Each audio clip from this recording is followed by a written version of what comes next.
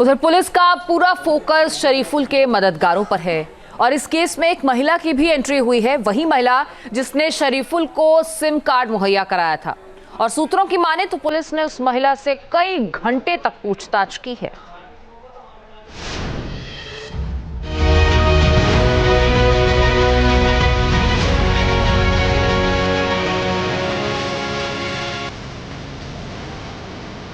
सिलीगुड़ी का SIM card, Mumbai में हमले की साजिश।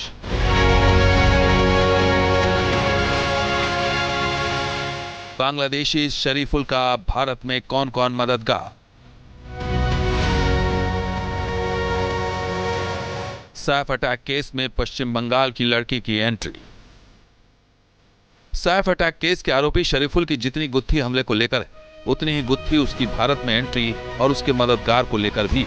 अब तक खुलासे के मुताबिक आरोपी शरीफुल कोई 6 से 7 महीने पहले बांग्लादेश से भारत पहुंचा था। भारत में एंट्री के लिए उसने दावकी नदी को पार किया था। फिर कुछ दिनों तक कोलकाता में रहा। पुलिस के साथ पूछताछ में भी शरीफुल ने यही कबूला। शरीफुल के दावे की जांच के लिए पुलिस पश्चिम बंगाल पहुंची। 27 जनवरी को पुलिस ने शरीफुल की मददगार से की 5 घंटे तक पूछताछ। महिला का आरोप है कि बांग्लादेशी शरीफुल को उसी ने सिम कार्ड मुहैया कराया था।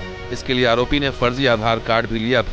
इसके बाद एक ब्लू कलर का मोबाइल फोन लिया था। वही सिम कार्ड लेकर शरीफुल मुंबई पहुंचा था। सूत्रों के मुताबिक आरोपी शरीफुल उस सिम कार्ड का इस्तेमाल तब तक करता रहा जब तक कि वो पुलिस की गिरफ्त में नहीं आ गया। अब तक की मिली जानकारी के मुताबिक महिला नदिया जिले के चापरा की रहने वाली। पूछताछ में महिला ने बताया कि उसका मोबाइल फोन खो गया था।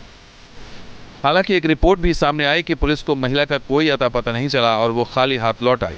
हालांकि पुलिस ये मान रही है कि आरोपी बांग्लादेश से आने के बाद कुछ दिनों तक कोलकाता में रहा था, जहां पर पुलिस की एक टीम भी गई थी। पुलिस ने वहां उसके मददगारों की तलाश शुरू की और उनके बयान दर्ज किए। देखिए, आरोपी है ये बांग्लादेश से आने के बाद कुछ दिन कलकत्ता में भी रहा था और कलकत्ता में जिन भी लोगों के संपर्क में आया या जिन भी लोगों ने इसकी मदद की, उन सब लोगों का स्टेटमेंट लेने के लिए हमारी टीम वहां पे गई थी। इसलिए कलकत्ता का जो एंगल है उसकी भी हम तपासनी कर रहे हैं। सूत्रों की माने तो जिस एजेंट के जरिए शरीफुल बांग्लादेश से मेघालय पहुंचा, इसके लिए शरीफुल ने एजेंट को 4000 रुपए दिए थे। मेघालय में दाखिल होने के बाद शरीफुल दूसरे एजेंट के जरिए कोलकाता पहुंचा। इसके एवज में आरोपी ने उसे 3000 रुपए दिए। कोलकाता पहुंचने के बाद आरोपी के रहने की व्यवस्था तीसरे एजेंट ने की। एजेंट के जरिए ही शरीफुल को सिम कार्ड मुहैया करवाया गया।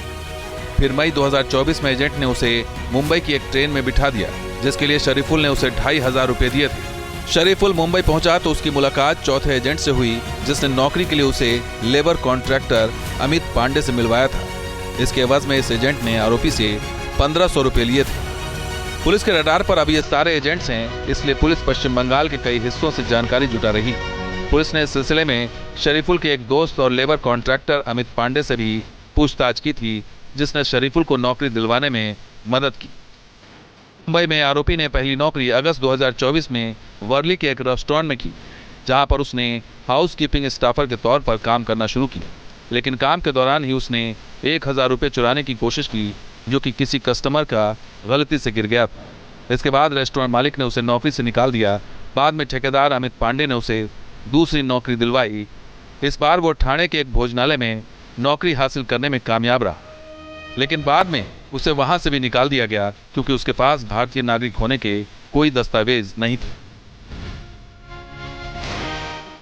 अब तक यह साफ हो चुका है कि शरीफुल इस्लाम शहजाद बांग्लादेश का ही रहने वाला है।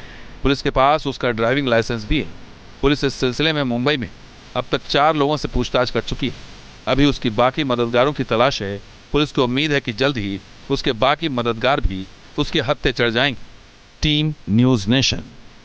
न्यूज नेशन अब व्हाट्सएप पर खबरों की ताजा अपडेट के लिए न्यूज नेशन के इस QR कोड को स्कैन करें।